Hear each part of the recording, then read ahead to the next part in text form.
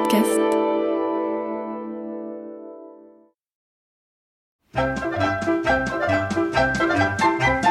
Les aventures de Tintin d'après Hergé, une émission de Nicole Strauss et Jacques Langeais. Musique originale d'André Pop, réalisation René Villemet. Les cigares du pharaon, 15e épisode. Jusqu'à présent, Tintin a toujours tiré son épingle du jeu et tous ses amis, c'est-à-dire vous, nous et les autres, s'en réjouissent. Mais la chance continuera-t-elle à lui sourire ? Nous savons que de vilaines gens lui en veulent, et à plusieurs reprises déjà, le jeune homme a failli tomber dans leur piège. Quand nous l'avons quitté la dernière fois, il était l'hôte d'un major anglais. Dans le bungalow du militaire, 7 ou 8 personnes réunies à l'occasion d'une soirée amicale. Mais plusieurs incidents troublants se produisent. C'est d'abord le major qui lâche maladroitement un poignard de sa collection, et l'arme vient se ficher aux pieds de Tintin. Or, selon la légende, c'est un mauvais présage. Notre ami n'y attache pas autrement d'importance. Pourtant, quelques minutes plus tard, un hurlement part du premier étage. C'est la voix du professeur Cyclone. On se précipite, la chambre est vide et, par la fenêtre ouverte, le vent et la pluie s'engouffrent avec fureur. C'est alors que du rez-de-chaussée, un appel au secours retentit, lancé par Mrs. Snowball, une des invitées du major. Tout le monde redescend, Tintin en tête. Dans le grand salon, il a juste le temps de soutenir Mrs. Snowball, qui s'évanouit. Quand elle retrouve ses esprits, quelques minutes plus tard, c'est pour évoquer en bégayant de peur le fantôme qu'elle a vu. À ce moment, Tintin constate la disparition du poignard hindou porteur de messages. Enfin, l'émotion de tous est portée à son comble quand un serviteur indien arrive, terrifié, et signale au major la présence dans les environs immédiats d'un esprit vêtu de blanc qui courrait dans la forêt en brandissant un poignard. Tous s'interrogent à mi-voix. Le docteur Finet, Zlotsky, Mr. Snowball, le pasteur Peacock. On discute, on émet des hypothèses, et tout le monde se sent nerveux. C'est le major qui le premier reprend son sang-froid.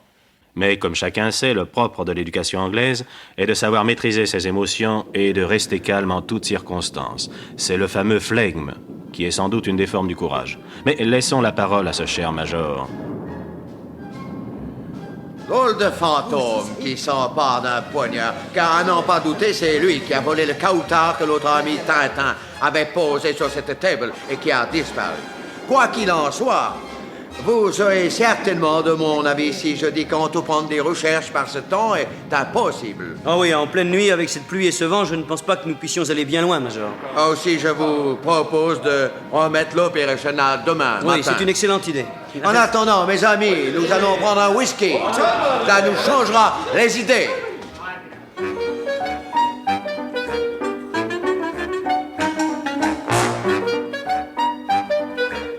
Cependant que non loin de là, dans la forêt, le professeur Cyclone, car c'est lui le fantôme, le professeur Cyclone, couvert d'un drap, court à travers les taillis, un poignard à la main.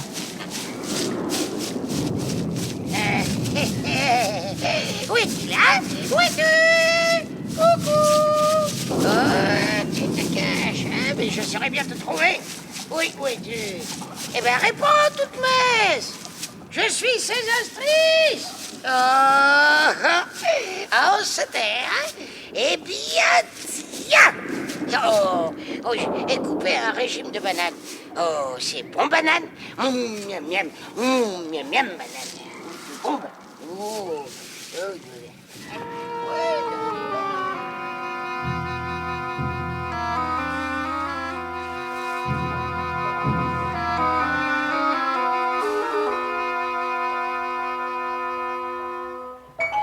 Le pauvre homme délire ainsi toute la nuit.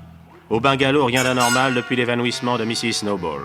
Quand le jour paraît, la tempête a cessé et les invités du major se sont remis de leurs émotions. Pourtant, Tintin n'ayant pas paru, le vieux militaire s'inquiète auprès d'un serviteur.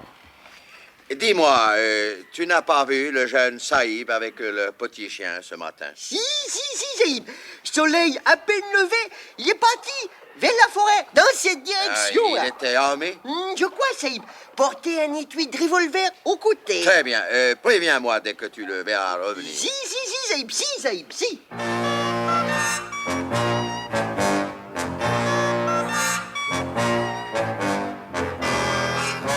C'est vrai, Tintin est parti très tôt ce matin dans la forêt, en compagnie de Milou, bien entendu. Celui-ci, né au sol, renifle bruyamment. Essaye de ne pas perdre la trace, hein, Milou?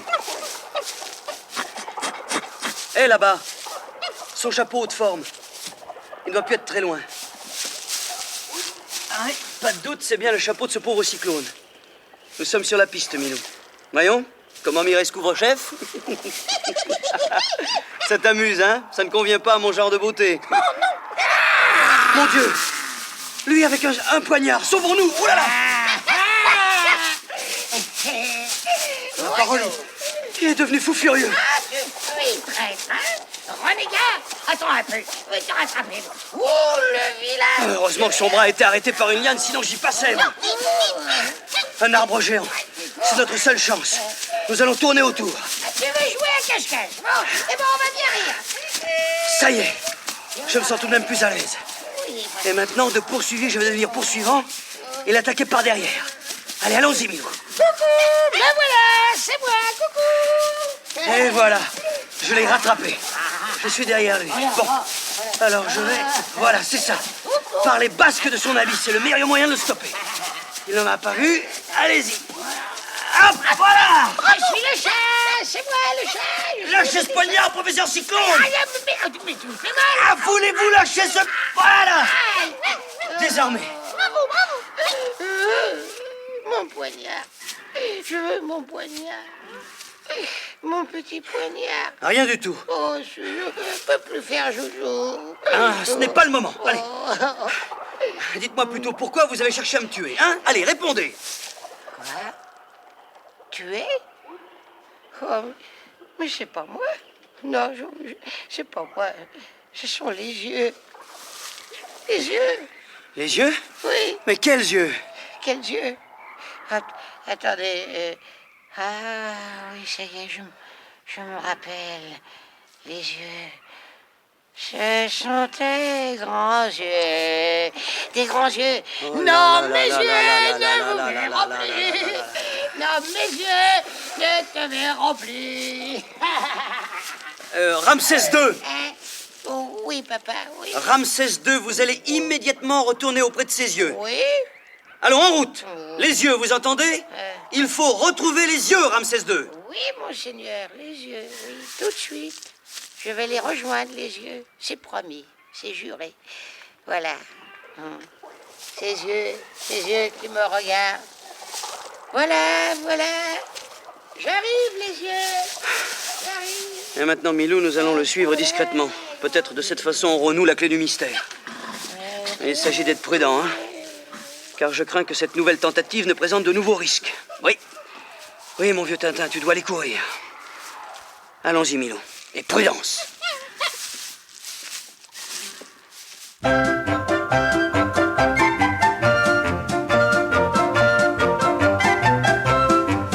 Les aventures de Tintin d'après Hergé.